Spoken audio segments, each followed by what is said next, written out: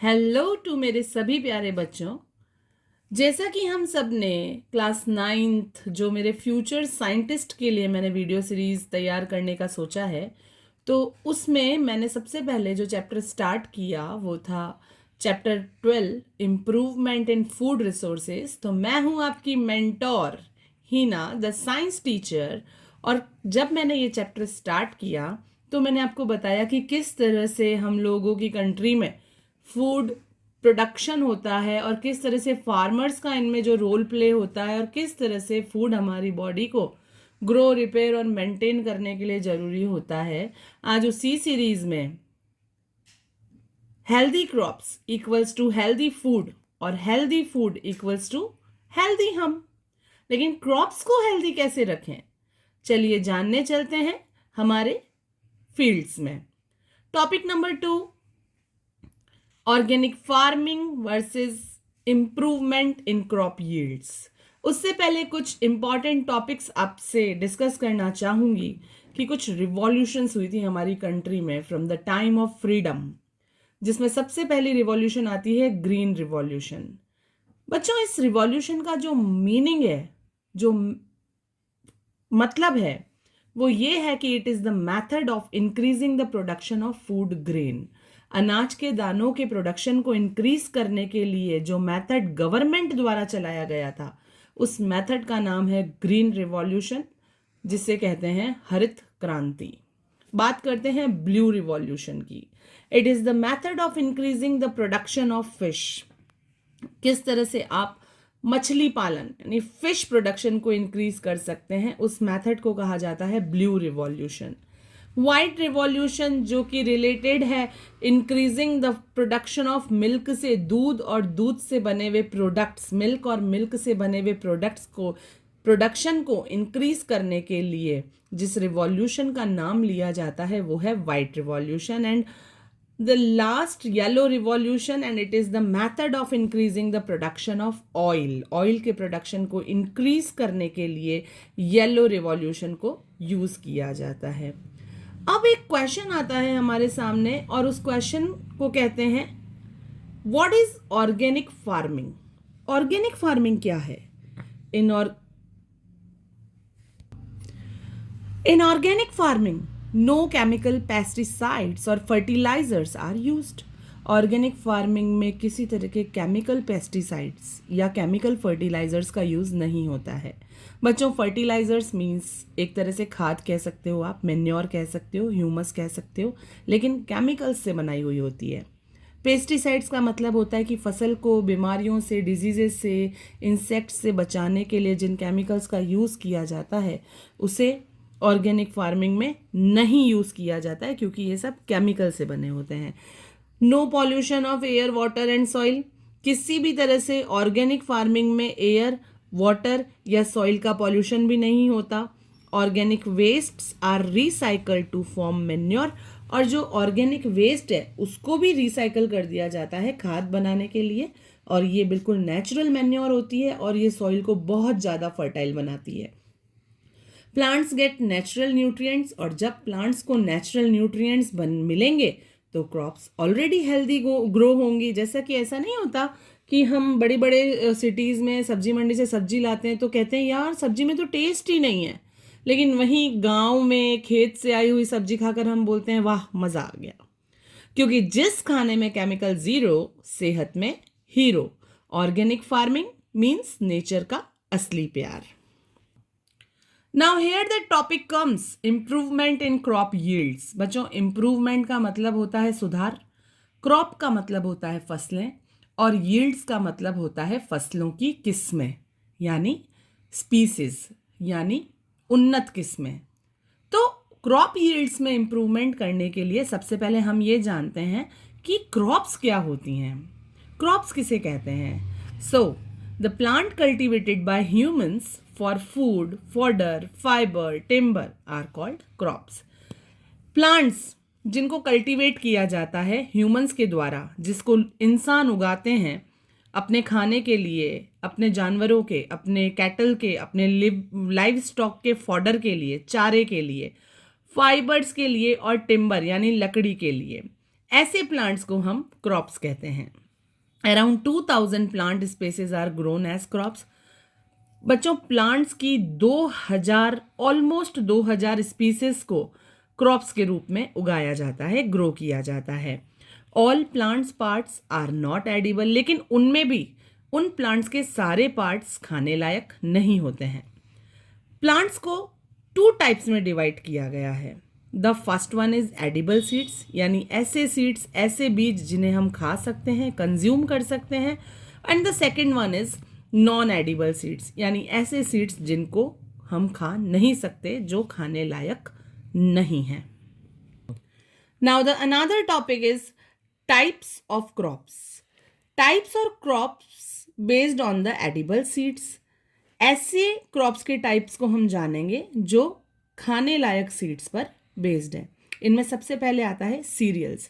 Serials का मतलब होता है बच्चों अनाज, जो कार्बोहाइड्रेट से फुल होता है। ये सीरियल्स हमको एनर्जी देते हैं। और सीरियल्स का मतलब आप ये देख सकते हो कि मोटा मोटा अनाज जैसे होता है ना बच्चों, रोटी हो गई, चावल हो गए। लाइक एग्जाम्पल अगर हम देखें कि राइस, जिसे पैडी भी बोलते हैं, वीट, मेज, बार्ले, ज्वार, बाजरा, ये सारी चीज़ें सीरियल में आती हैं। यानी जो भी आप सब्जी के साथ खाते हैं ना बच्चों, बाजरा, ज्वार, मक्का, बार्ले, गेहूं, चावल, ये सारी चीज़ें अनाज यानी सीरियल्स में आती हैं। क्योंकि रोटी, चावल, दलिया, बॉडी की बैटरी तो इन्हीं से चार्ज होती है ना। बात करें सेकंड क्रॉप की, तो वो है पल्सेस।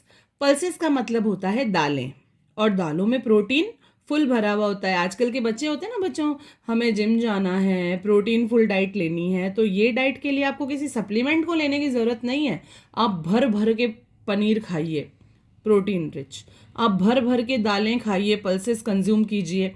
इन सब में प्रोटीन बहुत होता है, और ये प्रोटीन आपकी बॉडी को नुकसान भी नहीं पहुंचाता। So pulses are good for our body growth. जो सीरियल्स थे उनमें कार्बोहाइड्रेट्स था, ये हमारी बॉडी को एनर्जी देता है। जो पल्सेस हैं उनमें प्रोटीन्स होते हैं, और ये हमारी बॉडी की ग्रोथ के लिए बहुत ज़रूरी होते हैं। एग्जाम्पल, ग्रैम यानी चना, ग्रीन ग्रैम यानी हरा चना, ब्लैक ग्रैम यानी काला चना, एंड पीस यानी मटर। सो प्रोटीन की पावर, दालों का सुपरस्टार। थर्ड क्रॉप की बात करें तो ये होते हैं ऑयल सीड्स, तेल वाले बीज, जिसमें फुल फैट्स होते हैं और फैटी एसिड्स होते हैं। ये जो ऑयल्स होते हैं वो हेल्दी होते हैं कुकिंग के लिए, बट एक सर्टेन अमाउंट में कंज्यूम किए जाएं तभी ये हमारी बॉडी के लिए हेल्दी होते हैं। मस्टर्ड यानी सरसों, सोयाबीन, ग्राउंडनट यानी मूंगफली, कोकोनट यानी नारियल, लिनसीड, सनफ्लावर, इन सभी क्रॉप से ऑयल प्राप्त किया जाता है। ऑयल भी इम्पॉर्टेंट है, बस सही क्वांटिटी में, वरना टमी बोलेगा ओए ओए। बात करते हैं ड्राई फ्रूट्स की, जिन्हें नट्स भी कहते हैं। इनमें प्रोटीन्स और फैट्स दोनों बहुत अबंडेंट होते हैं, जैसे कैश्यू यानी काजू, आलमंड यानी बादाम, कोकोनट यानी नारियल, एंड रेजिन्स यानी किशमिश। ये सभी ड्राई फ्रूट्स होते हैं बच्चों। इनमें प्रोटीन्स और फैट्स दोनों अबंडेंट होते हैं। अब बात करते हैं नॉन एडिबल सीड्स की। नॉन एडिबल सीड्स वो होते हैं जो खाने लायक नहीं होते हैं, जैसे एप्पल के बीज, जैसे नींबू के बीज। ये कभी खाकर देखना बच्चों, बहुत कड़वे लगते हैं। So they can be harmful also for our body. अब बात करते हैं फ्रेश वेजिटेबल्स एंड फ्रूट्स की। तो ये जो वेजिटेबल्स और फ्रूट्स हैं, ये हमें रफेज प्रोवाइड करते हैं, विटामिन्स, मिनरल्स, सभी कुछ प्रोवाइड करते हैं। और काफ़ी प्लांट्स के पार्ट्स को खाया जाता है, जैसे लीव्स, प्लांट की लीव्स, जैसे हम स्पिनच खाते हैं, पालक, जैसे हम कैबेज खाते हैं। ये सब क्या है? ये लीव्स ही तो है। रूट्स, जैसे गाजर, जैसे पोटैटो, जैसे स्वीट पोटैटो, ये सब रूट्स हैं। स्टेम्स खाते हैं, फ्लावर्स खाते हैं, फ्रूट्स खाते हैं। सो रूट्स में आप देख सकते हो कैरेट, रेडिश, बीटरूट। लीव्स में आप देख सकते हो कैबेज, स्पिनच, फेनुग्रीक। बच्चों, कैबेज यानी पत्ता गोभी, स्पिनच यानी पालक, फेनुग्रीक यानी मेथी। कैरेट यानी मूली, रेडिश यानी गाजर। उल्टा हो गया बच्चों, कैरेट यानी गाजर और रेडिश यानी मूली और बीट रूट यानी चुकंदर। फ्रूट्स टोमेटो, ब्रिंजल यानी बैंगन, पंपकिन यानी कद्दू। एंड फ्लावर्स काली फ्लावर्स, गोभी का फूल। ब्रोकली, ग्रीन ग्रीन गोभी देखी होगी बच्चों आपने, उसे ब्रोकली कहते हैं। सो सब्जी एंड फ्रूट हमारे शरीर के सफाई कर्मचारी होते हैं बच्चों, विटामिन्स का वीआईपी पास। अब बात करते हैं फॉडर क्रॉप्स के बारे में। फॉडर क्रॉप्स को चारा फसलें कहा जाता है। ये जानवरों के, कैटल के, लाइव स्टॉक के खाने के लिए उगाई जाती है, क्योंकि कैटल्स का फूड होती है, जैसे बारसीम और सुडान ग्रास। बात करें फाइबर एंड क्रैश क्रॉप्स की, तो जूट और कॉटन जिनसे क्लोथ्स बनाए जाते हैं, फाइबर्स मिलते हैं, इन्हें कैश क्रॉप्स कहा जाता है। एंड टी, कॉफ़ी, तंबाकू, कोकोआ, ये सारी चीज़ें इकोनॉमिक क्रॉप्स में आती हैं, इकोनॉमिक फसलों में आती हैं। Now the another topics comes types of crops based on seasons. अब हम क्रॉप्स की टाइप को सीजन बेस्ड के अकॉर्डिंग पढ़ेंगे। बच्चों सीजन्स के अकॉर्डिंग जो क्रॉप्स हैं वो 3 टाइप्स की होती है। The first one is kharif, the second one is rabi and the third one is जायद। खरीफ की जो क्रॉप होती है बच्चों, वो रेनी सीजन की क्रॉप कहलाती है। ये जून में बोई जाती है और अक्टूबर में इसको हार्वेस्ट किया जाता है। यानी इसका जो कल्टीवेशन है वो जून में किया जाता है और इसका जो हार्वेस्ट है वो अक्टूबर में होता है। जैसे राइस, जैसे मेज, मिलेट्स, कॉटन, ज्वार, बाजरा, इन सारी फसलों को खरीफ की फसल कहा जाता है और ये मेनली रेनी सीजन की फसल होती है। बिकॉज मानसून की बारिश, खेतों की फरमाइश, ये क्रॉप पानी से ही खिलखिलाती हैं। बात करें रबी की, तो बच्चों ये विंटर सीजन्स की क्रॉप्स होती हैं। नवंबर में कल्टीवेट की जाती हैं और अप्रैल में इनको हार्वेस्ट कर दिया जाता है, जैसे वीट, मस्टर्ड, ग्राम, पीस एक्सेट्रा। ठंडी ठंडी हवा और गरम गरम गेहूं रबी क्रॉप्स का सबसे चहीता मौसम। बात करें जायद की, तो बच्चों ये जायद क्रॉप्स जो होती हैं वो सीजनल फ्रूट्स और वेजिटेबल्स होते हैं, जिन्हें जायद क्रॉप्स कहा जाता है। Food production increase. Here is the another topic. From 1960 to 2004, food grain production increased 4 times. बच्चों सन 1960 से 2004 तक अनाज के दानों का जो प्रोडक्शन है वो 4 गुना बढ़ गया था। बट कल्टिवेटेबल लैंड इंक्रीज्ड ओनली 25%, लेकिन खेती करने लायक ज़मीन जो थी वो केवल 25% ही बढ़ी। इट मीन्स, इसका मतलब ये हुआ कि हमने प्रोड्यूस किया more food using almost the same land. उसी सेम लैंड को यूज़ करके हमने ज़्यादा फूड को प्रोड्यूस किया, क्योंकि हमारे जो फार्मिंग मेथड्स थे वो इम्प्रूव हुए। So here the question comes, what is food security?